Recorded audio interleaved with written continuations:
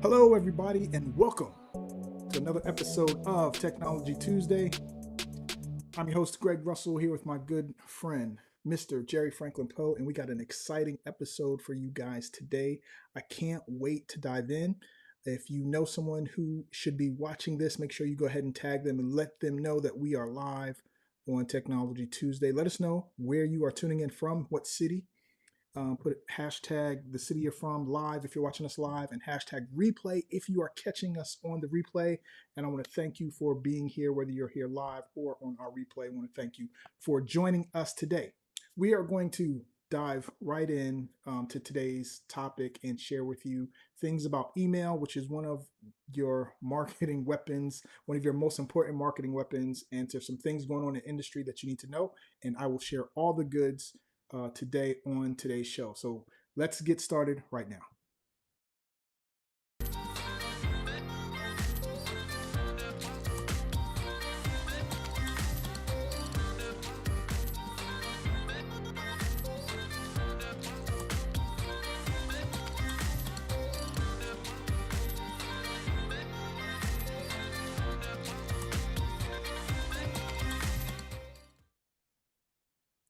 All right, all right. Another Technology Tuesday, folks. We are back with the practical knowledge, practical applications to give you practical solutions for your business. So I'm excited to hear what Greg has in store. He teed it up at the top of the show. And we look forward to being here every single week at Tuesday at 2 p.m. Eastern Standard Time, bringing you all this great information. So Greg, I don't want to hold back. So what, where do you want the conversation to go? You take the lead. Hey, man. So twice this week, I heard from some very influential people in the digital marketing game about email list. And I don't know if this is something going on like with ChatGPT saying this is important, but in two occasions, they were talking about the importance of having a list. One gentleman lost his merchant account, and it made him think about if he had lost something in his business, what things are like vital. And he was like uh, sharing the challenges with losing that merchant account and all the things he had to do to make sure his business was still running. And so he was talking about the importance of having an email list. He was able to email all his clients and say, "Hey, this is what just happened. We need you guys to, help us out and be patient while we fix this." And in 48 hours, he was able to email them back and have the issue resolved with another merchant account. But he was talking about how thankful he was for having that email list and being able to just email his clients. And he said when he was having conversations with many of his clients that they did not have an email list. Now, it's kind of funny to me to think about running a business in 2025 and not having an email list. But then I heard from another well-known industry leader who also had clients that did not have an email list, and they were just relying on their connections on social media, which, as you know, Jerry, could at any moment they could shut an account down and you no longer have access to that social media account. And so I just thought it was important to talk about the importance of having an email list and what it can do and mean for your business. I know you've talked to many entrepreneurs over the years, and how important do you think having an email list is? Well, it's about ownership. So, do you really own the business if you don't own the list? That's good. You just punch him right in the face. Yeah. Part of having an asset is having ownership of the information. Like, what if you were going back to a century ago? People would go into a store. The owner of the store knew the customers. They knew their preferences. They knew they might, if it's a restaurant, I know your order, right? If it's the dry cleaners, like, yeah, I know who you are, I know you by first name. So the information has always been there. Now the information is digital. Information is a database, and because you have these social media platforms or even Amazon, whatever it is, so many people are relying on platforms that are free and those platforms are free for a reason. That's because the person who owns the platform knows what's really valuable, not access to the person, but that person's information. So whether it be Instagram, TikTok, I whatever you're using, the platform has all the person's information. They're tracking the person. They know what's really vital. And if you don't have that vital information, then what asset do you have to pass on? Like, so if you're, well, how valuable is a business that doesn't have any customers? And you really don't have those customers if you don't have their information. Yeah, I think you hit it right on the head. And then sometimes people think, well, I'm still paying for whatever email system platform for that platform, but you have to understand, and my opinion is yes, and you should also download that information so you have it as a backup. So it's not just in that email platform. So if something were to happen to that email platform account, you could take that list and upload it somewhere else. Now, yes, there are challenges with email compliance and dealing with that, but you're just still in a much better situation when you have that data versus not having it at all and can't reach out to your not only your existing clients but your existing prospects and leads at the same time. So at the end of the day, Jerry, listen, having an email list is just vital to your business, and if you don't have one, you should start to create an email list right away. Do not wait. Do not depend on social media accounts or anything else. And make sure you have at least an email list. And when I say list, and most people think of email, for me, Jerry, it's not just email. It is email, but it's also phone numbers, mobile phone numbers. Those are, in my opinion, more valuable than the email address right now, because typically, if you have a system that can send out SMS messages as well as email, you can get a much faster response and a much higher response, because most people's inboxes are a mess. They are full of they're full of just email. And from my experience, over the last year and a half, it has gotten worse because of AI. Right now, everyone can be a really good email marketer, and AI can go find email addresses on sites that nobody knows, but they can go find your email address. At least for me, I've been on the internet for 20 plus years, and every single day I get emails from people who never emailed me before, and I mean like every day. It's like how you just grab the email and email, but that happens. Now, I'm pretty much not the average, but I'm pretty sure a lot of people struggle with their inbox. And so I would like to ask you, how do you deal with your inbox? Do you have a flux of emails coming in every day that you have to manage? Yeah, I mean, I hit delete a lot or junk, whatever it is, like, and typically that's on my phone. I see something like I don't know who this person is, like boom.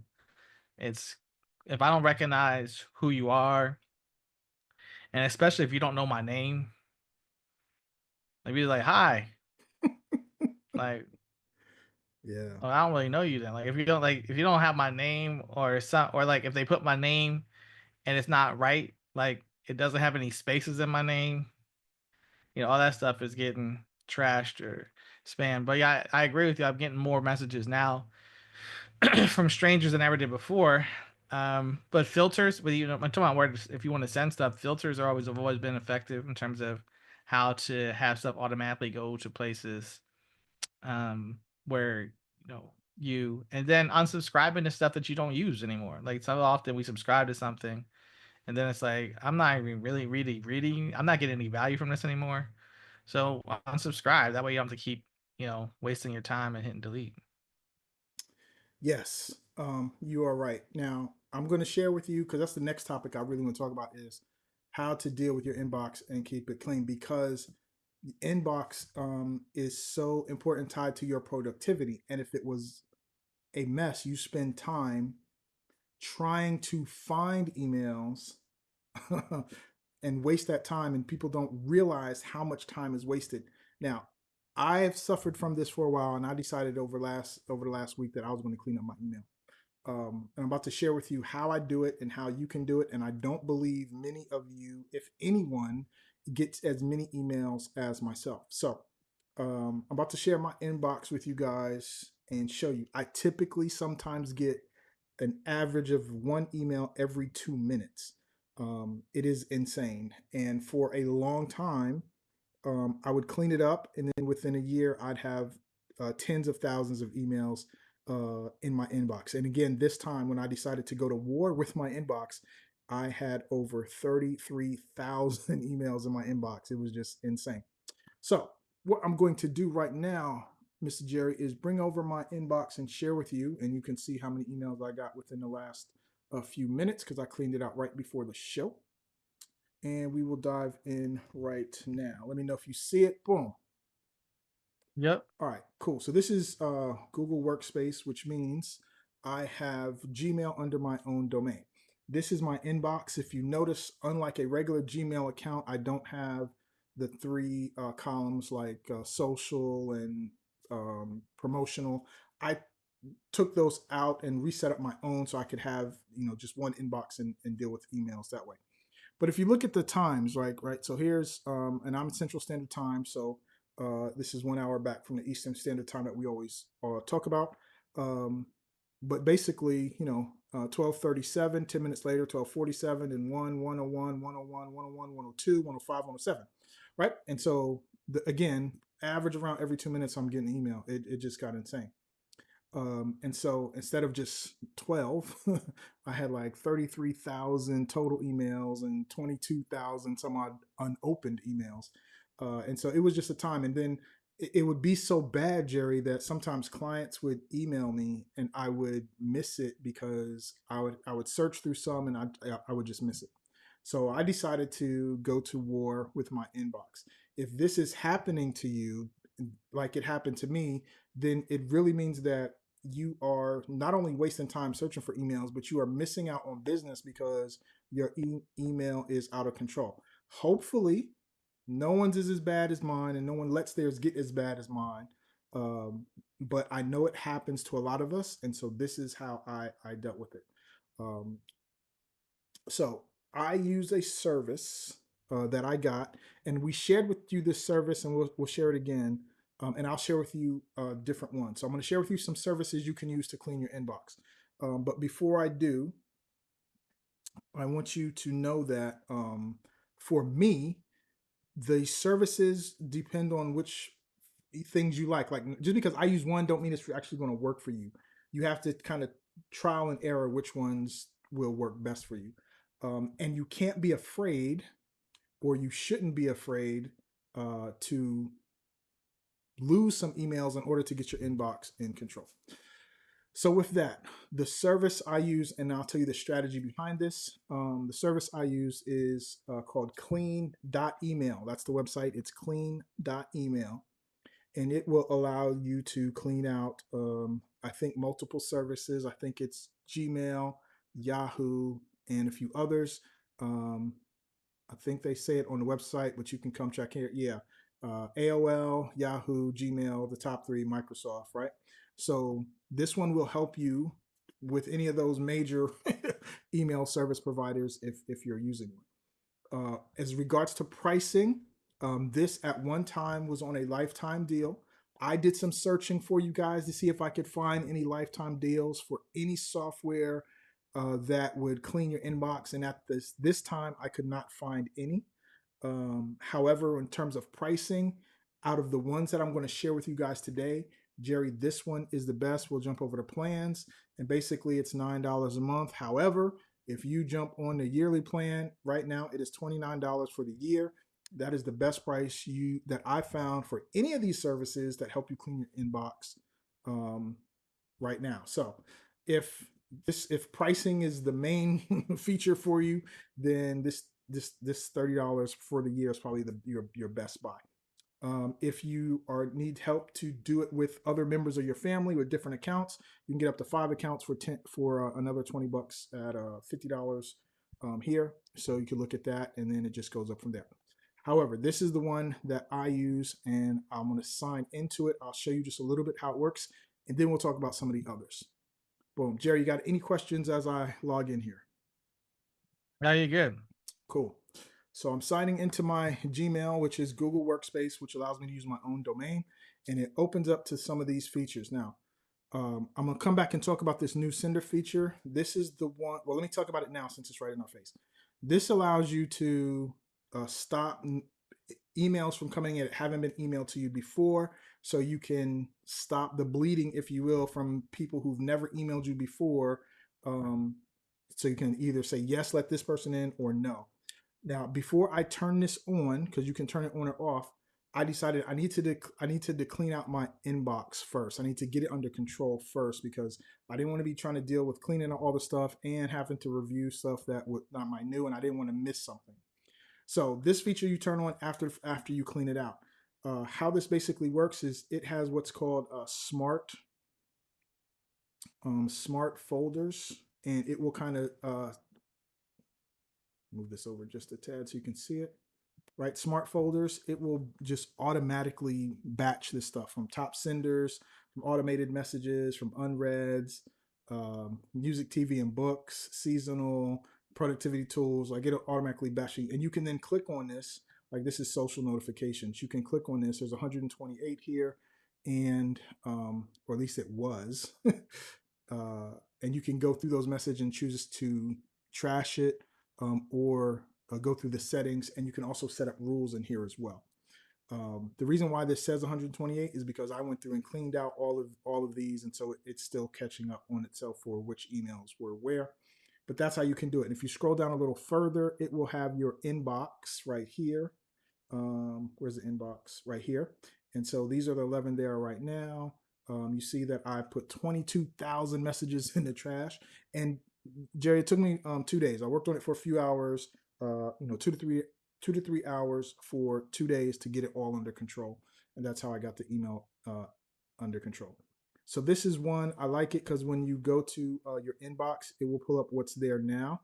And then if you click on something that allows you to unsubscribe, like it can recognize that it's a newsletter, it will give you the option to unsubscribe. So if I'm tired of getting emails from Chipotle, right, this is an email from Chipotle, I can just throw it in the trash, or I can hit unsubscribe, and then now I'm not going to get any more emails from Chipotle. So once you do your deep cleanse of throwing a whole lot of stuff out, then you can start to slowly start to unsubscribe from a lot of the things that you want as they come in on a daily basis. So every day now, when I'm processing my email, I set times to process the email. I will go through, and the ones that I need to unsubscribe, I will unsubscribe. If I get something from something that I can't unsubscribe, I will have the option to trash it or to set up a filter if I want to. So this is how I'm managing my email now with this service called Clean Email. And again, I like this feature called the screener because now I can go see if I want to allow things into my inbox that haven't emailed me before, and I can control it and keep my inbox clear and ready to go for emails. So that is the one that I highly recommend. It is called clean.email. And so this is the one that I recommend you guys do. And as far as pricing, it's the cheapest one on the block. So I'm about to share some others, but I just wanted to share with that one. And before I move on, Jerry, do you have any questions or insights to what you just saw? No, man, looks good to me. Um, I don't think, from a priority perspective, we're always paying attention to how much time we consume email because it's been so long since we had anything else. And like you and I both remember opening up letters, but email has been such a part of our lives; it's become second nature to be like checking your inbox. Yeah, yeah. Um, and so that term I use, process emails, once you have it, under a certain amount, then you can go through and either set up filters or clean out what's there. And that will be a daily process for you for a while so that you can just keep it managed where it doesn't get out of control. For me, if I let my email, if I don't process it, I typically process, right now I'm processing it twice a day, in the morning and in the afternoon before I shut down.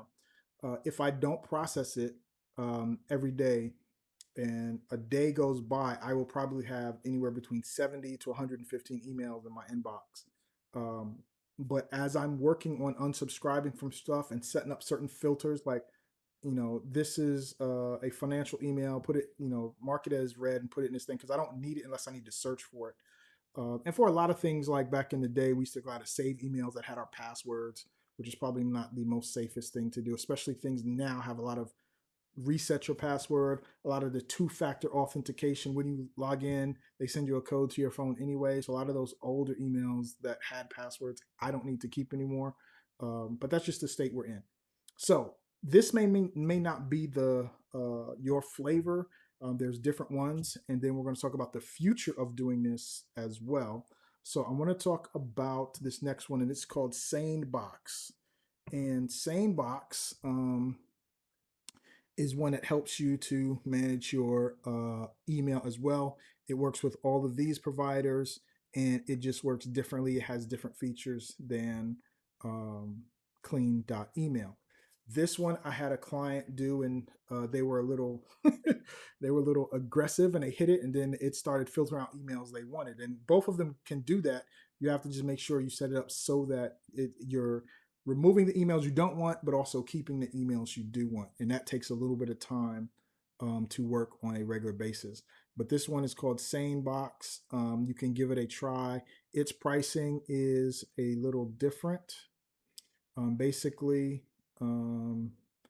if you're paying biannually, you're only going to pay $43 a month. Annually, it's basically $5 a month, and monthly, you're going to pay $7 per month. Okay, so that's the pricing on SaneBox, and here's everything that's included. And you can check that out. SaneBox may be a better fit for some people who don't like the flavor of Clean.email. And then a newer one that I saw, two of these newer ones is called Fixer AI. Now this one says it kind of deals with AI to help prioritize your email. This is one of the newer ones on the market. So you can check this out. Fixer is another one that helps you clean your email. Pricing wise, it has 3 plans. This one's $22 a month, $40 a month for the professional, and then you can talk to them about enterprise if you need that.